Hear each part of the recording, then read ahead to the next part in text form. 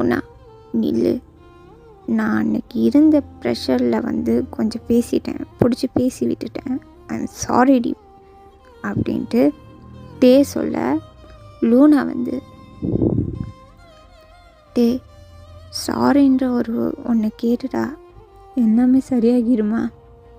போதும் டே, இனிமே எனக்கு நீ வேணாம். Let's break up. இனிமே நீ உன்னோட வேலையை பார்த்துட்டு நீ உன்னோட வழியை பார்த்துப்போ. நான் என்னோட வேலையை பார்த்துட்டு நான் என்னோட வழியை பார்த்து போகிறேன். இனிமே என்னை நீ டிஸ்டர்ப்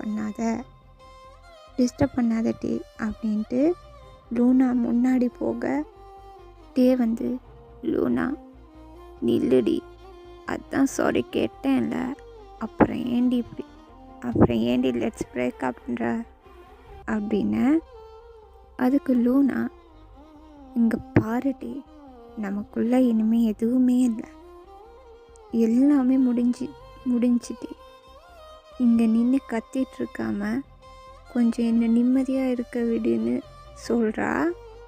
அப்படி ப்ளீஸ் என்னை புரிஞ்சுக்க ட்ரை பண்ணுடின்னு சொல்ல, லூனா இங்கே பாரு, நான் எடுத்த முடிவு தான் சரி. டே இனி என்னை டிஸ்டர்ப் பண்ணாத. டே கெஞ்ச அவள் காதுலேயே வாங்கிக்காம அங்கே இருந்து அவளோட வண்டியில் ஏறி அவள் கிளம்பி போயிருந்திருப்பா.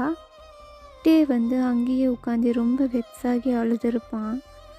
அப்புறம் டேட ஃப்ரெண்ட் ஆரம் தான் சமாதானப்படுத்தி வீட்டுக்கு கூட்டிகிட்டு போயிருந்திருப்பான். அதுக்கப்புறம் டே யாரோடையும் பேசாமல் ரொம்ப குடிக்க ஆரம்பிச்சிருந்திருப்பான். ஆரம் தான் டேயை சமாதானப்படுத்தி ஃபர்ஸ்ட் லவ்வில் இருந்து எப்படியாவது மூவ் ஆன் ஆக்க பார்க்குறாரு. ஆனால் ஆரம்மால் முடியலை.